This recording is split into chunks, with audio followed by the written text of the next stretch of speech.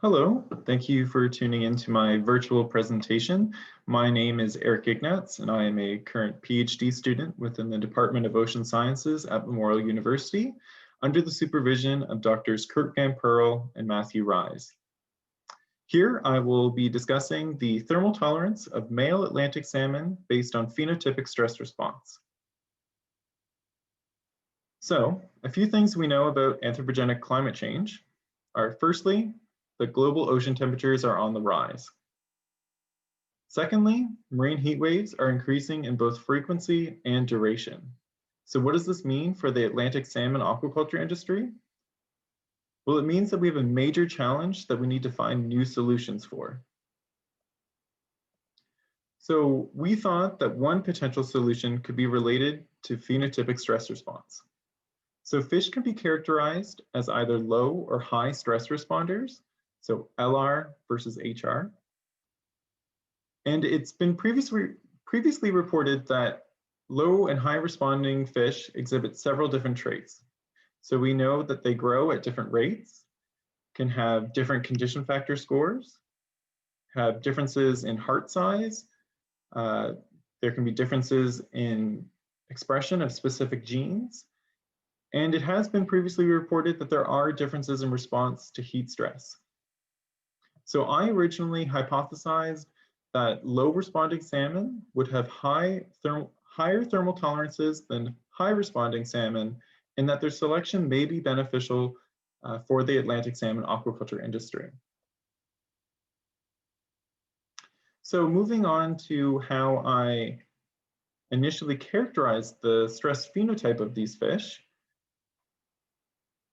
we had fish that were sourced from Aquabound in Canada. So fish were transported from Prince Edward Island to Newfoundland.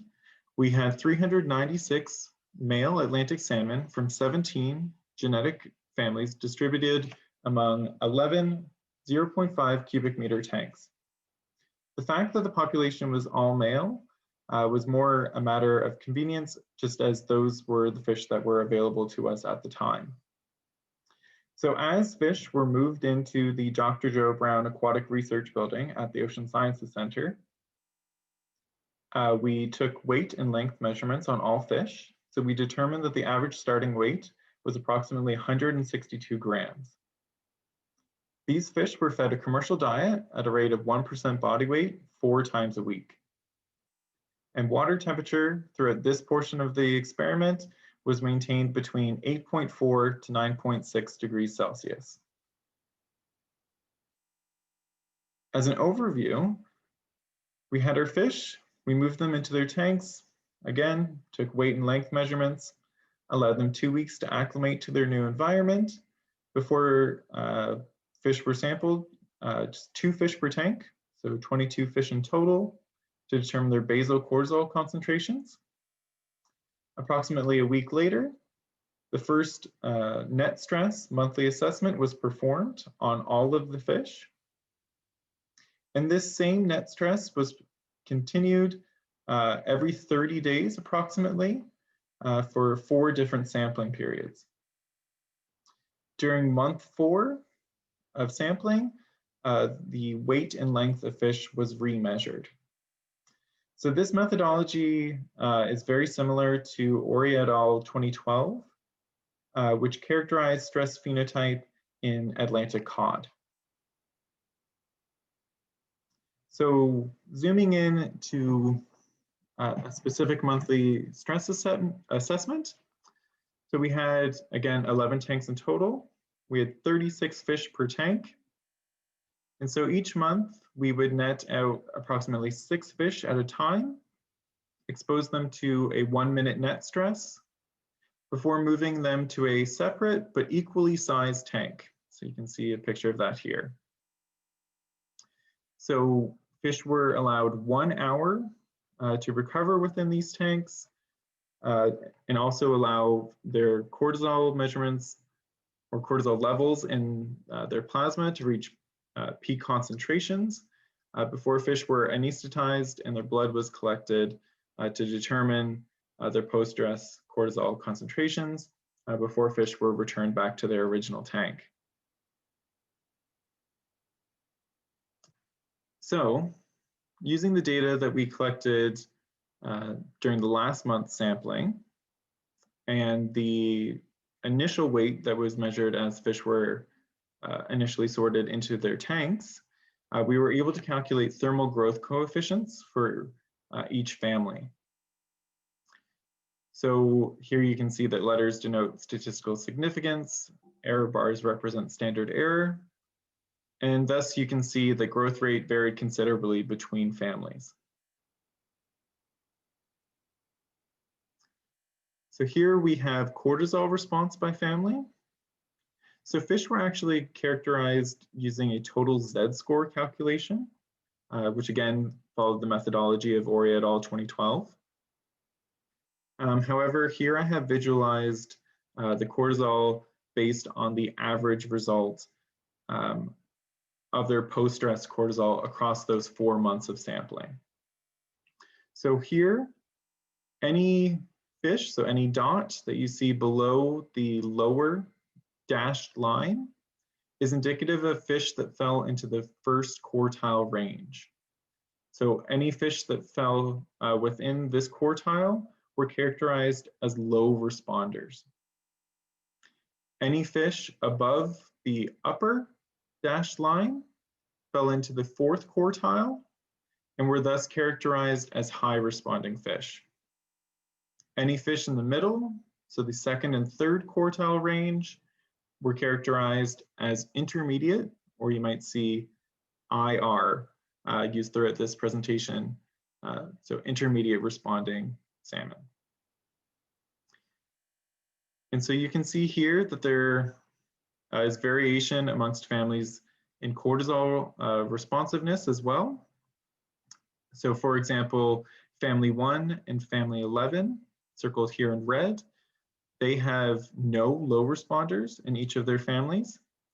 In comparison to family 4, here circled in blue, that actually only contains 1 high responder. So here, looking at the overall distribution of cortisol responsiveness between low responders, intermediate responders, and high responders. So here with fish count on the y-axis and then our cortisol response on the x-axis. So we have our dashed lines within each stress phenotype group indicative of our average cortisol. And so we actually see that the average post-stress levels differ by approximately 90 nanograms per milliliter between low and high responding fish. So low responders had an average cortisol response of 52 nanograms per milliliter in comparison to high responders, which had an average of 140 nanograms per milliliter. Here, looking at another histogram, so again, fish count on the y-axis, but this time final weight. So this was determined during the month 4 sampling. So we have the final weight of our low and high responders, again with our dashed lines indicating where the mean for each group was. So even though you can see that there is some separation there, there was no statistical difference between low and high responding fish in final weight during this portion of the experiment. So once we had fish characterized as either low, intermediate, or high responders, we then wanted to assess their thermal tolerance. So we moved fish from the Dr. Joe Brown Aquatic Research Building to the Laboratory for Atlantic Salmon and Climate Change Research, otherwise known as the LASCR facility, which is also located at the Ocean Sciences Center of Memorial University. So we put our characterized salmon and distributed them equally among 6 2.2 cubic meter tanks. When fish were initially sorted into these tanks, we also took weight and length measurements on all our fish. So we determined that the average starting weight of our population was 295 grams. During the first 2 days of the week, fish were fed to satiation once in the morning. The average satiation between those 2 days was then multiplied by 150%, and that feed ration was then fed for the remaining 5 days of the week. And all fish at the start of the study were acclimated to 12 degrees Celsius.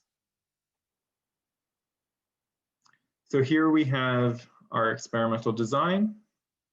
So we had 6 tanks in total. So 13 high responders, 13 low responders, and 13 intermediate responders were included in each tank.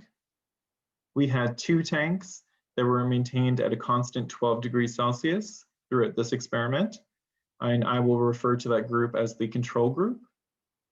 We also had 4 tanks which were exposed to an incremental thermal increase at a rate of 0.2 degrees Celsius per day, and I will refer to that group as the warm group. So the warm group continued in temperature, and when they reached 20 degrees, all fish in both the 20 degree and the control group were weighed and measured. As well, a subset of high responders and low responders were sampled. So we have some constitutive gene expression sampling, as well as we injected fish with either phosphate buffered saline or a commercial multivalent vaccine called Forte Micro. And then we sampled fish at either 12 or 24 hours post-injection, depending whether they were in the warm or the control treatment respectively. However, those analyses are still to be completed, so I do not have the results of those analyses in this presentation. But the fish that were not sampled in the warm group continued in temperature at that same rate of increase, so at 0.2 degrees Celsius per day. And after the first few fish perished at high temperature, a similar net stress sampling was performed as during the initial characterization. So we had 8 high responders and 8 low responders that were sampled here. And then any remaining fish then continued onwards in temperature to determine their incremental thermal maximum, or their IT max. So going back to that assessment that was performed as the warm group reached 20 degrees Celsius. So in general, we found that regardless of stress phenotype, fish at warm temperature gained more weight than control fish that were kept at a constant 12 degrees. In the control group, however, high responder fish weighed more than low responders at that sampling point. However, no differences were found in weight between fish in the warm group. So this is actually contradictory towards previous study results that have shown that low responding fish generally grow faster than high responding fish. So while we don't have a full explanation yet for why we got opposing results, it could be potentially linked to the fact that we used an all-male population of fish in this study. Moving back to the results here, we see that high responding fish had larger hepatosomatic indices at 20 degrees compared to low responding fish. So they had larger livers, basically.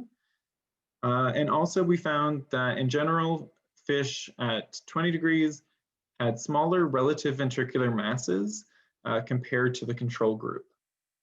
And again, this contradicts previous reports that have shown the opposite. So fish at warm temperature actually having larger hearts than fish at colder temperatures.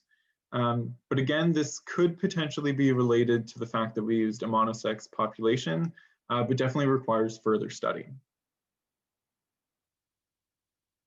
So moving forward and looking at the data that was collected during the sampling at 23.6 degrees.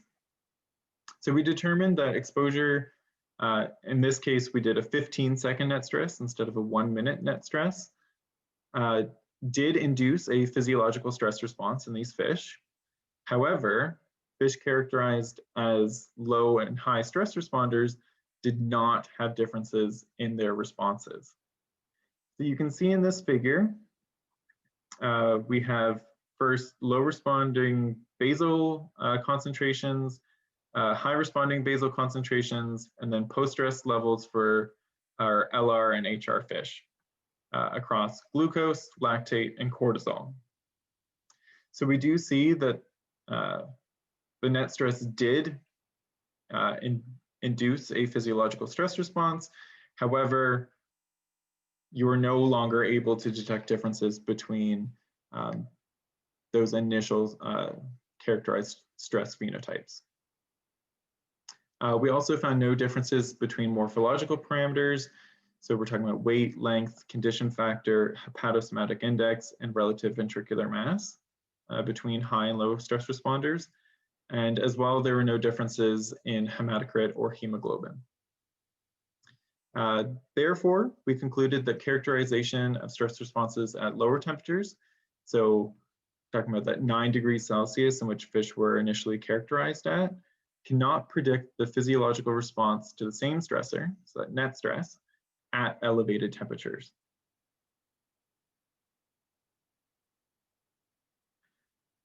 So the fish that remained in the study and continued onwards in temperature reached their thermal limitations.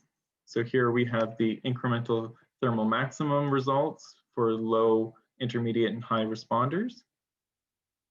And we found that neither stress coping phenotype or family genetics impacted survival when exposed to an incremental thermal increase. So there were no statistical differences here.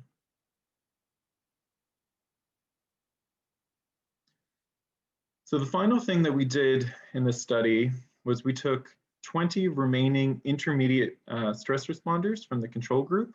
So 20 IR fish left over in the group that was kept at the constant 12 degrees Celsius throughout the experiment.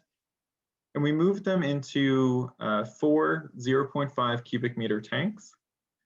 They were allowed 36 hours to acclimate to their tanks, which were kept at 12 degrees Celsius, before they were exposed to an acute temperature increase. So we raised temperature on them at a rate of 2 degrees Celsius per hour, so a much faster rate as compared to our 0.2 degrees Celsius per day.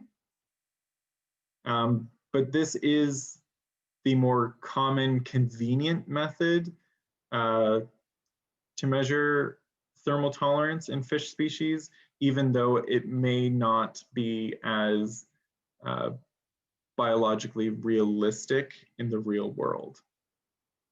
But we wanted to have this comparison. So we raised temperature on them, and then when fish lost equilibrium, we recorded that temperature as their critical thermal maximum, or CT max. So we found that our CT max results, which averaged at 28.5 degrees Celsius, was greater than 3 degrees higher than our average incremental thermal maximum, which was only 25.3 degrees Celsius. So this matches similar findings that were reported by Zanuzzo et al. In 2019, that reported that the IT max of Atlantic cod was lower than their CT max by about a degree. Interestingly though, the CT max that we found in our study was greater than 2 degrees higher than what was reported by Lewis et al. In our lab, where the CT max of Atlantic salmon that were sourced from Newfoundland by another aquaculture company was only 26.2 degrees. And this is interesting because they used the exact same heating protocol, which was an increase of 2 degrees Celsius per hour. The CT max of Atlantic salmon has been reported in several different studies with quite a wide range in results, as you can see here in the studies by Intel et al. In 2013 and 2015, as well as by Bowden et al. In 2018. And you might notice that some of these values are higher than what we found. However, they used an even faster heating regime than what we used, and they used smaller juvenile Atlantic salmon, and both of those factors would increase their estimated CT max. So what that means for our results is that we clearly show that aqua bounty salmon are very tolerant of high water temperatures. So going back to the tissue samples that I mentioned were collected as the warm temperature reached 20 degrees, we have head kidney samples collected in both the control and warm groups before and after injection with PBS and Forte Micro. And so with that, we're not only interested in looking at antibacterial response, but we also want to look at genes related to cortisol production. As well, we have liver samples collected from the same fish, again, before and after PBS and Forte Micro injection. And with those samples, we're interested in looking at cortisol receptors, as well as genes related to heat stress response. So I should hopefully have those results within the next couple of months, and hopefully that will tell us even more information about these fish. So in conclusion, the main findings of the study are, first, that aqua bounty Atlantic salmon are more tolerant of high water temperatures than other populations of farmed Atlantic salmon that have been tested here in Newfoundland. Secondly, we determined that characterization of stress phenotype at low temperatures, so that initial 9 degrees Celsius that we characterize these fish at, is not predictive of their stress response or survival at high temperatures. And lastly, this means that selection of fish based on their phenotypic stress response at low temperatures may not be beneficial to incorporate into breeding programs if the goal is to improve growth performance and survival at high temperatures under sea cage culture conditions. So thank you so much for listening. I just want to quickly thank a few people. So namely my co-supervisors, Drs. Kurt Gamperl and Matt Rise. But I also want to thank all my lab members, as well as the staff of the JBARD at the Ocean Sciences Center. And of course, this project wouldn't be possible without the support provided through the Mitigating the Impact of Climate-Related Challenges on Salmon Aquaculture, otherwise known as the MIXA program, which is funded through ACOA and Innovate NL. As well as our many industry partners and academic partners. And I want to namely thank Aqua Bounty Canada that provided us the information on the genetic structure of the families that we tested in this experiment. In case anyone's interested, here are the references for the studies that I mentioned throughout this presentation. And again, if you want to contact me with any questions or comments about my research, feel free to email me or find me on Twitter. Thanks so much, and I hope you have a great day.